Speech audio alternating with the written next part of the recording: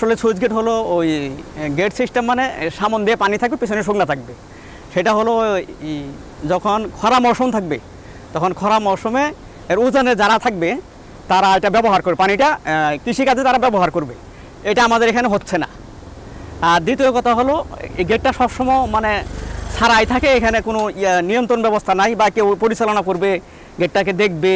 যখন পানি শুষ্ক মৌসুম আসে তখন আটকায় দিবে, আর যখন বন্যা আসে তখন ছাড়িয়ে দেবে, এরকম কোনো ব্যবস্থা নাই। এখানে যে পানি আটকানোর বাঁধ আছে, কিন্তু আসলে এটা কর্তৃপক্ষের নির্দিষ্ট কোনো লোক নিয়োগ না থাকায় এখানে পানি নিয়ন্ত্রণের কোনো কন্ট্রোলিং ব্যবস্থা নাই।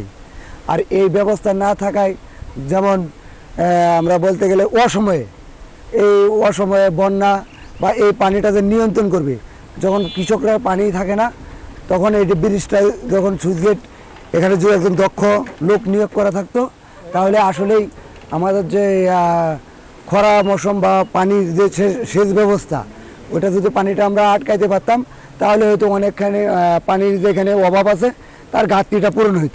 এইখানে হচ্ছে মানে ব্রিজের যে ব্যবস্থাপনা, কোনো ধরনের ব্যবস্থাপনা পানি উন্নয়ন বোর্ডের কোনো ধরনের কর্তৃপক্ষ এটার খোঁজ খবর রাখে না আর কি। এর পানি আটকানো কখন লাগবে, কখন ছাড়তে হবে, মানে এটা আপন গতিতে চলতেছে আর কি। এখানে যদি পানির ব্যবস্থাপনা গ্রহণ করা না হয়, কোনো তত্ত্বাবধান না হয়, পানির সময় পানি যদি কৃষক না পায়, পানি হচ্ছে যদি পানি আটকানো না হয়, পানি তো চলে যায়, তখন কৃষকের হচ্ছে যখন পানি দরকার পানি পাচ্ছে না। এক্ষেত্রে যদি পানি উন্নয়ন বোর্ড এখানে তত্ত্বাবধান করে, দেখতে আসে, খোঁজ খবর রাখে, কখন কি করতে হবে, কখন পানি আটকাইতে হবে, এটা তো আসলে সাধারণ মানুষ বুঝবে না। ওদের দায়িত্ব ওরা পালন করবে আর কি। এইখানে মানে কেউ আসুক দায়িত্বে আর কি, সেটাই।